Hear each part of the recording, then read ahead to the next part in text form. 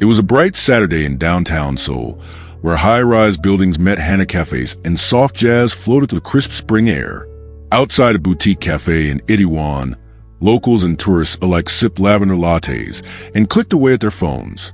Jie Song stepped out of Cafe Nari in her rose-pink designer trench coat and ivory heels, her long hair swaying as she adjusted her sunglasses. In her left hand, she held an iced vanilla macchiato. In her right, her latest iPhone.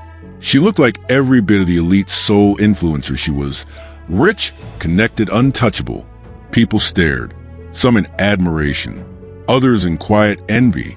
As she approached her parked car, an elderly woman slowly stepped into her path. She wore a plain gray hanbok faded by time, her shoes mismatched, and her scarf loosely tied over graying hair. She bowed slightly and whispered, "Please, a moment, daughter." Jie recoiled. "Don't touch me," she snapped in perfect English, her voice sharp enough to make a barista flinch behind the window. "What is wrong with you people? Every district I go to, there's always someone ruining the aesthetic." The old woman blinked, not in anger, but in confusion. "I only meant to greet you," she said gently. "You reminded me of someone." Jie scoffed. "Spare me the drama. You old beggars always know how to act pitiful." A university couple passing by paused. A man inside the cafe stood still, phone in hand. The woman tried again. "I didn't ask for money. But Jie was already done. Without warning, she lifted her foot and kicked the woman's shin. The woman gasped and collapsed to the ground. "Maybe next time," Jie muttered, "you'll know how to respect boundaries." Gasps filled the street. Someone shouted in Korean, "Hey, that's too much." A girl raised her phone and began recording. Jie flipped her hair, waved her manicured hand at the bystanders, and strutted off as if she had just stepped off a runway. The old woman remained on the cold pavement, adjusting her scarf. She didn't scream. She didn't cry. She simply sat still with dignity, though bruised. Welcome to Moonlit Stories, where moonlight meets myth. Love timeless tales? Then hit like, subscribe, and join the circle. Every story begins with you. Moments later, a sleek black Genesis G90 rolled to a stop beside her. The driver, a tall Nigerian man in a tailored jacket, rushed out. "Mama G, what happened?" The woman smiled faintly. "Just help me up, Kalechi." He helped her gently into the back seat, his eyes dark with concern. The car pulled away, gliding through the streets of Seoul toward the secluded, luxurious hills of Pyeongchang-dong, a neighborhood where only old money lived. Whispers followed them. Who was she? Did you see the driver? Wait, was that the mother of the CEO of NK Dynamics? None had answers. But Jie? She had already posted a filtered selfie. Saturday chaos, but I stayed classy, clinking glasses sparkles, hashtag boss Fiancée. She had no idea the woman she just kicked was the mother of Obina Kim Wosu, Korea's rising tech billionaire, and her secret fiancé. And in just 72 hours, she would walk into a living room and come face to face with the very woman she shamed. The Genesis G90 moved smoothly through Seoul's late morning traffic, tinted windows shielding its passengers from curious eyes. In the back seat, Madame Eun Ji Kim, regal even in her plain hanbok and scuffed slippers, sat silently. Her leg throbbed faintly, but her mind was louder than the pain. She kept replaying the scene, the sharpness in Jie's voice, the casual cruelty, the kick. It wasn't just the assault. It was the way the girl had looked at her, like clutter, like a stain on her perfect life. Beside her, Kalechi Nwosu, her longtime driver and son's trusted friend, glanced at her through the rearview mirror. "Mama G," he said softly, using the affectionate name Obina had given her since childhood. "Should I take you to the hospital?" "No," she replied, her tone calm but firm. "Take me home." 20 minutes later, the car turned into the discreet stone-paved driveway of her residence in Pyeongchang-dong. Unlike the glassy mansions around it, her home looked simple, built in traditional Hanok style with a landscape courtyard, curved roof tiles, and a wooden gate that whispered instead of shouted. 2 housekeepers met them at the front. "Amma, what happened?" "Gasped me, son," her assistant. eyes wide at the dust on her scarf and the way she limped slightly. Nothing serious, Eun-ji said, waving away the fuss as Kelechi helped her into the house. A stranger with too much anger and too little patience. Inside, the familiar scent of green tea and jasmine welcomed her. She eased herself onto her favorite floor cushion beside the large paper window, looking out over the bonsai trees in the courtyard. There was peace here, quiet, but today, it did little to soothe her. As Mi-sun fetched warm towels and ointment, Eun-ji finally pulled off her scarf and spoke. She reminded me of someone I used to be long ago, before I learned what real wealth was. Kelechi crouched beside her. Should I inform Obinna? Eun-ji shook her head. No, he's under enough stress preparing for the product launch and the board dinner. But Ma, this wasn't nothing. She could have. Let her actions speak for her, she interrupted gently. And let silence speak for me. Kelechi bowed his head. He knew Madame Eun-ji's silence was not weakness. It was power, the kind that watched, waited, and never forgot. Upstairs in the same home, a framed photo sat on the bookshelf. A young Eun-ji holding a small boy on her lap. The boy's skin was darker, his curls wild, his eyes bright. Her son, Obinna Kim-wosu, the biracial tech genius raised by a Korean mother and a Nigerian grandfather, now CEO of NK Dynamics, Korea's fastest-growing tech startup.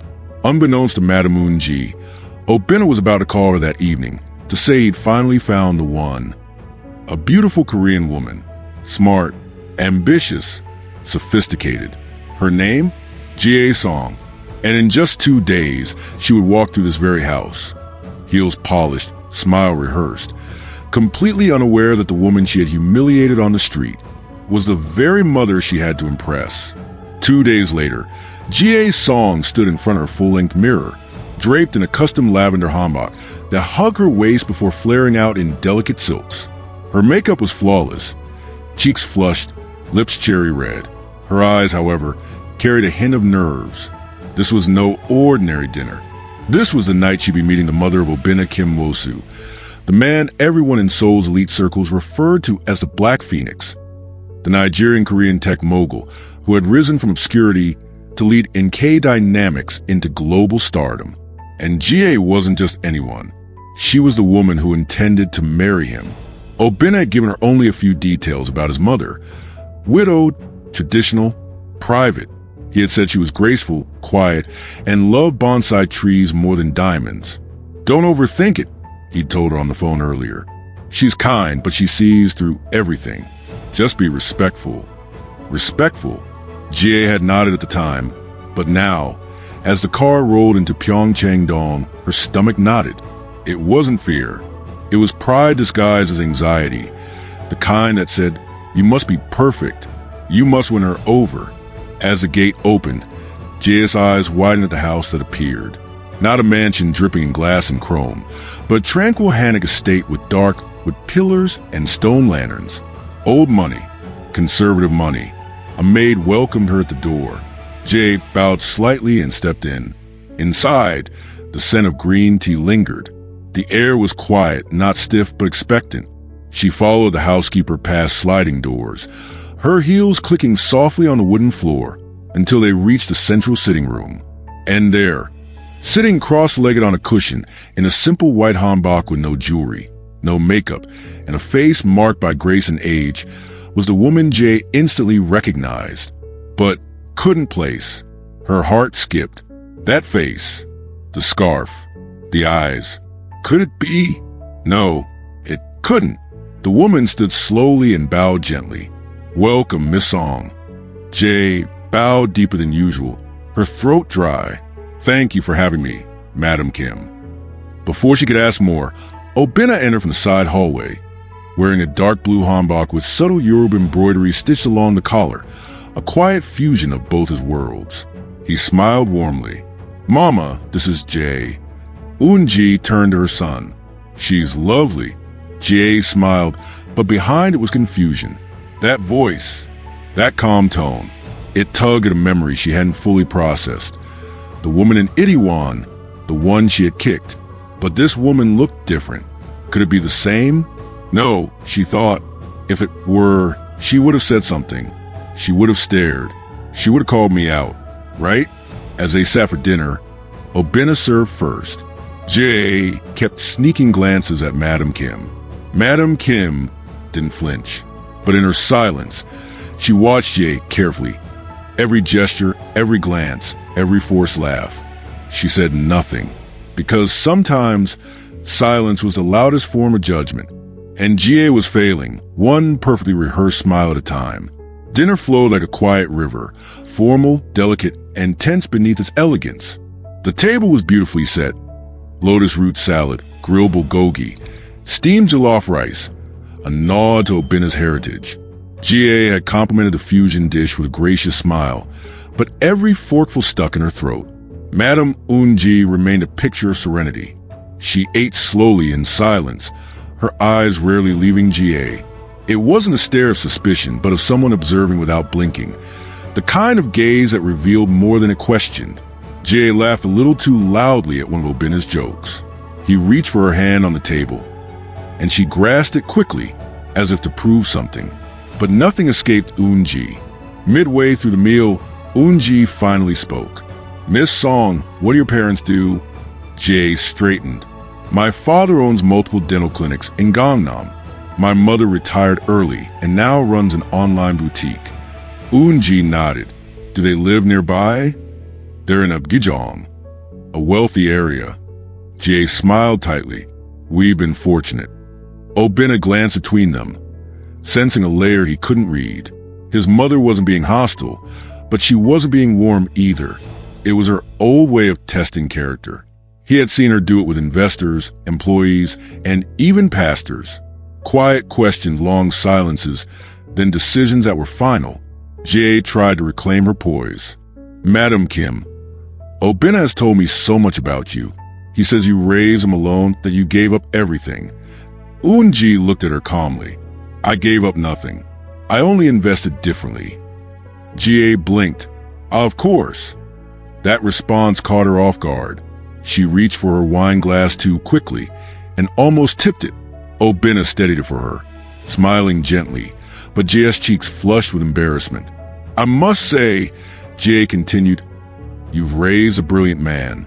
The way he's managed in K-Dynamics is impressive." Unji didn't smile. "Thank you, though brilliance means little without character." There it was, the first crack in the armor. Jie nodded stiffly, but her nails dug lightly into her palm under the table.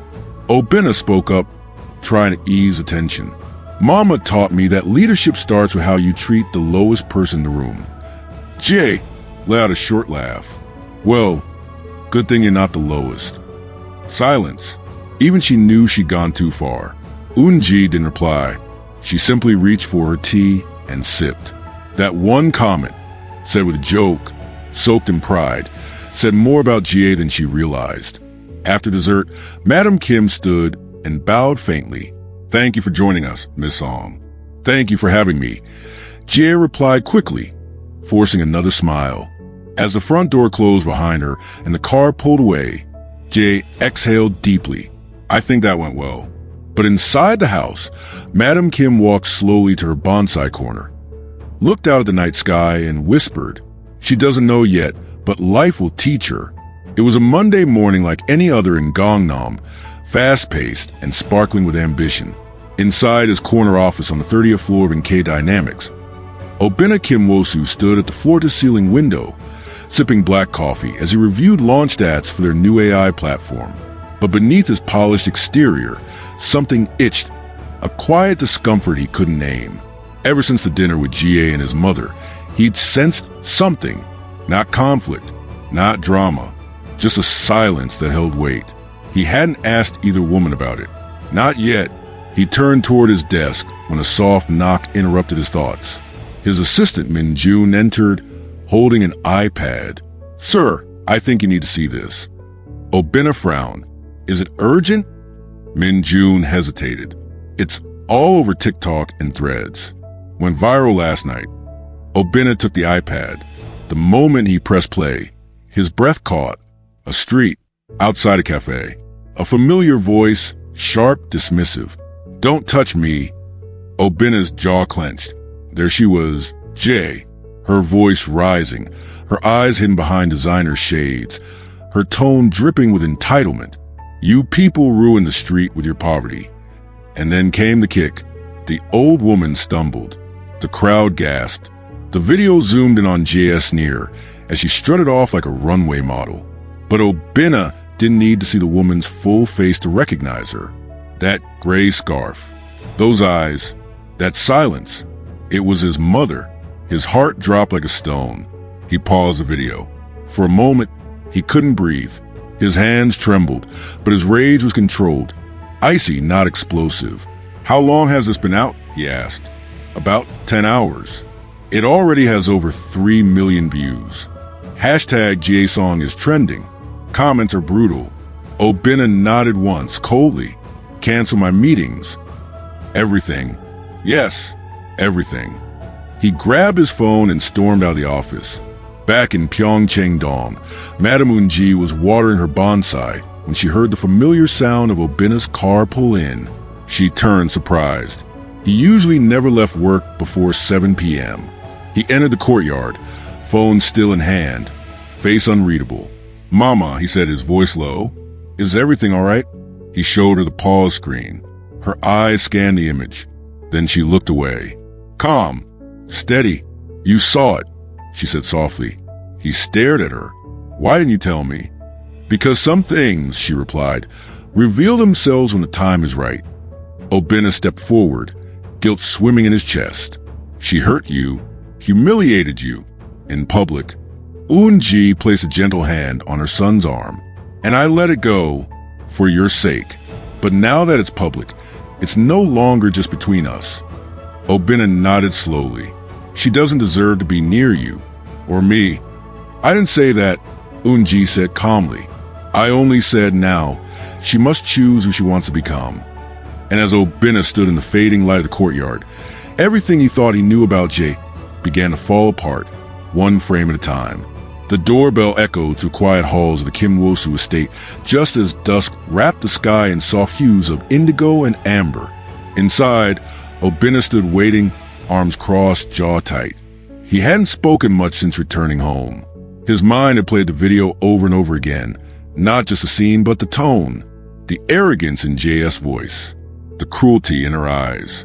Madame Eun-ji sat on the edge of her floor cushion, calm as always. Her scarf was neatly tied, her hands folded in her lap. A maid opened the front door. G.A. stepped in radiant in a wine-red pencil dress and stiletto heels, makeup flawless, smile poised. Obi, you sounded serious on the phone. Is everything okay? He didn't answer. Instead, he held up his phone and pressed play. J.S.'s smile froze. Within seconds, the sound of her own voice filled the living room. Sharp, cruel, unmistakable. Don't touch me.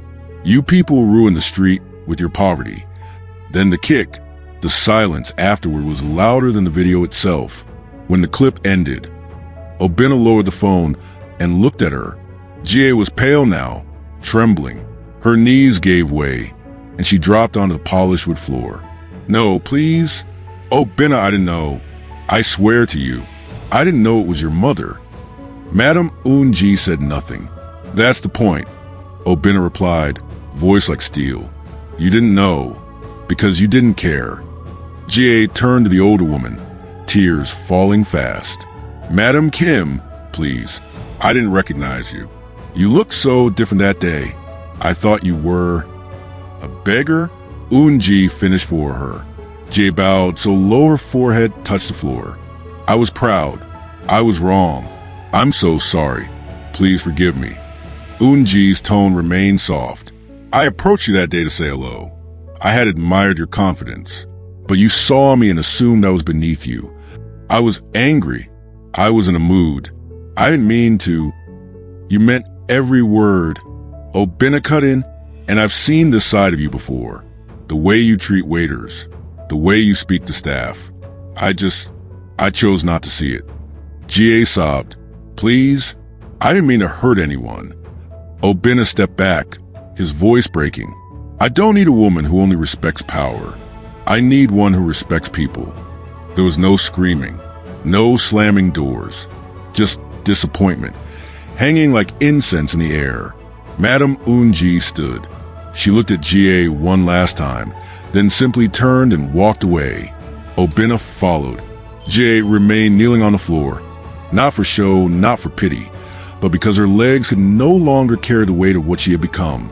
And as the front door clicked closed behind her, she knew this time there would be no ring, only silence, and the consequences of who she chose to be when no one was watching. The headlines hit Seoul's news cycle before dawn. Hashtag Jisung exposed. Socialite shames elder in public. Turns out to be Fiancée's mother. From power couple to public outrage. NK Dynamic CEO ends engagement. By sunrise, JS World had shifted. Her inbox overflowed. Not with brand deals or interview requests, but with termination letters and PR crises. Her modeling contract with ONC Cosmetics was pulled. Her ambassadorship for a luxury skincare line dropped her immediately. Her apology statement, issued hastily through her management, only made things worse. People weren't just angry, they were betrayed. She had played the perfect role of Seoul's high-class darling, the poised girlfriend of Korea's most admired tech CEO. But now, the internet had receipts. Screenshots emerged. Old interviews where she mocked people with cheap energy. Clips from a fashion launch where she snapped at a makeup artist for not knowing her angles. And worst of all, a forum thread where a former university classmate recalled how Jay once asked her to use the back door at a networking event so she wouldn't be seen with someone that poor. The illusion shattered. JA's polished apartment in Cheongdam-dong grew colder by the day. The call stopped. Her once buzzing phone sat still, except for hate comments that piled up in the thousands. One morning, she looked at herself in the mirror. Full lashes, glossed lips, perfect contour. But she didn't recognize the girl staring back. She tried to call Obinna. No answer. She texted, "Please, I'm not asking for us. Just let me say thank you. I'm learning. I'm sorry." No reply. That night, GA took the subway, something she hadn't done in over 6 years, and rode to Garrick Market, where her grandmother used to sell banchan in her youth. The sound was familiar. Ajumas shouting prices, the smell of sesame oil and garlic, metal trays clinking. She wandered. She watched. No one recognized her now. And then she saw her, an elderly woman in a pale pink hanbok, seated by a tray of rice cakes and lotus roots. Hair tied back. No makeup, just soft strength. GA stepped forward, her voice small. "Excuse me." The woman looked up. She wasn't Madame Unji, but something in her eyes was the same. Wise, patient, watchful. GA bowed deeply. "Do you need help carrying your tray?" The woman studied her. "Why would you help me, child?" "Because I used to be someone who wouldn't." The woman didn't speak, but she smiled, just a little. That was the first time in weeks GA felt air return to her lounge. She didn't take photos. She didn't post about it. She simply picked up the tray. And for the first time in her adult life, GA's song served someone else. Not for credit, not for redemption, just because it was right. A week had passed since GA's song last heard her name in headlines. The scandal had faded, not because people forgave, but because the internet had moved on. Still, her life had not. She no longer lived in her designer apartment in Cheongdam. She had quietly moved to a one-room flat on the outskirts of Mully, a quiet artist district filled with rusted warehouses turned galleries and low-rise buildings that smelled of paint, dust, and ramen. Her room was modest. Mattress on the floor, no mirror, a single plant by the window that she watered daily. It was the first living thing she'd ever taken care of. She didn't own heels anymore. She wore sneakers and walked everywhere. And every time she passed an elder, she bowed, not out of habit, but from truth. Her mornings were quiet. Tea, silence, reflection.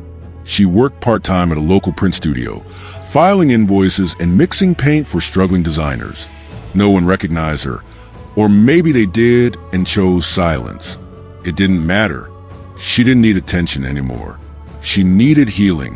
One gray afternoon, as rain drizzled down the alleyway outside, Jay returned home to find a plain white envelope slipped under her door. No return address, just her name. She opened it with trembling fingers. Inside, Miss Song, I saw the video. Your apology was not loud, but it was honest. I saw the change in your eyes. If you are willing, come. There is something I want you to see. Madam Eun-ji Kim ***. J.S. knees buckled. She dropped to the floor and wept. Not because she deserved forgiveness, but because it had been offered. 2 days later, Jie arrived in Payu, a town near the Dimsy known for its peaceful hills and quiet spaces. She stepped out of a taxi, confused. The address had led her to a modest compound painted pale yellow. A sign at the gate read in Korean and English, "The Banyan House, a home for girls who dream again." Inside, children laughed. Girls aged 8 to 16, painting, playing, braiding each other's hair. Jie's eyes welled up. And then, from a wooden bench beneath a cherry blossom tree, she saw her, Madam Eun-ji Kim, wearing a simple gray hanbok, her hands folded gently in her lap. Jie approached slowly. Madam Eun-ji looked up. "You came." Jie bowed, voice trembling. "I didn't come for another chance. I came to learn." Eun-ji nodded. "Then sit." They sat side by side, watching the girls run across the garden. One child stopped to give Jie a daisy. She accepted it with both hands, bowed, and smiled. Eun-ji watched her closely, then said, "These girls lost their voices. Some to poverty, some to shame, some to men who told them they were nothing." Jie swallowed. "I used to be one of those people, the kind who silenced others. But you're not anymore," Eun-ji replied gently. "And that is what matters now." They sat in silence. No lectures, no punishment, just grace. Jie looked at her and whispered, "Thank you." The evening sun painted the sky above Seoul in strokes of gold and lavender. On the rooftop of the NK Dynamics headquarters in Uedo, Obina Kim Wosu stood silently, staring out at the Han River as it shimmered below. A glass of untouched water sat beside him. His suit jacket was off, shirt sleeves rolled, and his usually composed face wore the weight of reflection. It had been weeks since he last saw Jie. He hadn't responded to her texts. He hadn't needed to, but her face had never left him. Not the cruel mask from the viral video, but the one he saw as she felt her knees in his living room trembling. And more recently, the face in that video clip his mother sent last night. He had watched it in silence. No PR agency had crafted it. No stylist had touched her hair. It was just Jie, in plain clothes, standing in front of a small group of children at the Banyan House, reading them a story, listening to their fears, offering comfort, not to perform, not to repair her image, just to be useful. Obina had turned off the clip and sat in his office for hours afterward, silent, torn. His phone buzzed. It was a message from Madam Eun-ji. "She is learning slowly. Not for you, not for me, but for herself. This is when a woman becomes someone worthy." He stared at those words. His mother had always spoken in wisdom, but rarely in endorsement. And yet, Obina couldn't forget how many times he had overlooked red flags. The tone Jie once used with a security guard. The mocking she gave to an intern with broken English. He had ignored them, called them stress, said she'd grow out of it. But change only matters when it's chosen, not when it's demanded. Still, something in him stayed unsettled. Not resentment, not love either. Something else.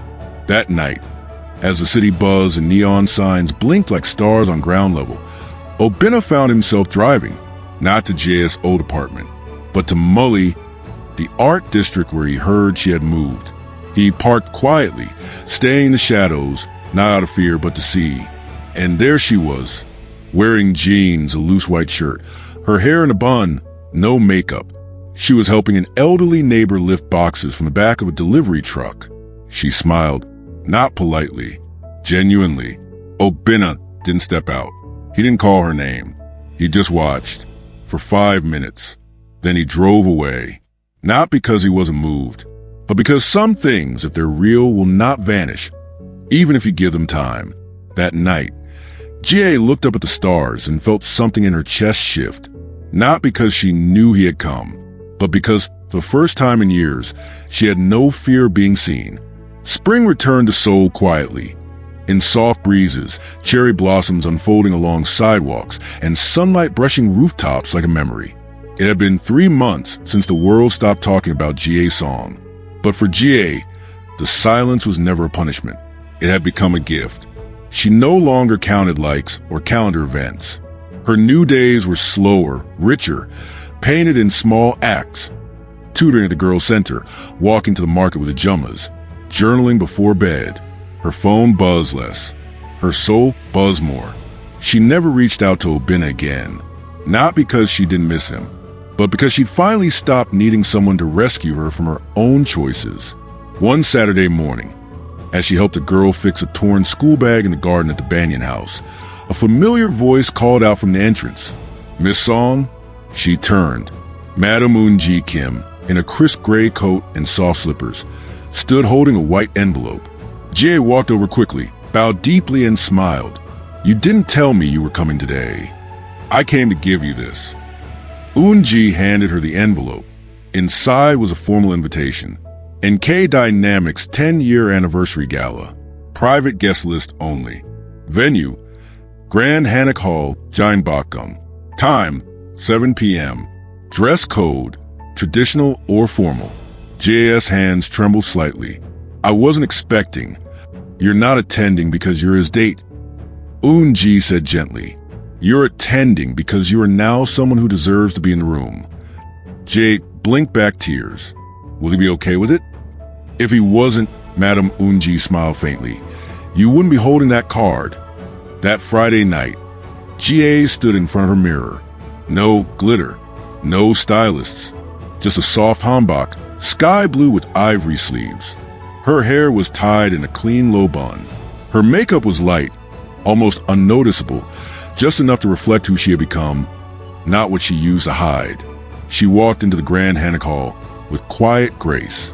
Whispers followed her, not judgmental ones, just surprise. She came. "Is that really GA's song? She looks different." But GA didn't flinch. She greeted the staff, bowed to the elders, found a quiet seat near the back. She didn't come to be seen. She came to witness. Later that night, Obina Kim Wosu took the stage. He spoke not just about tech and innovation, but about failure, growth, and the people who rise from shame with honesty. His final words silenced the room. You don't measure someone by their mistakes. You measure them by how they choose to stand after falling. Applause thundered, and then his eyes found her, calm, steady.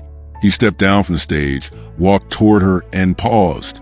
No crowd, no tension, just a boy raised by grace. Facing the woman who had finally become worthy of it, he extended his hand. Jade didn't cry.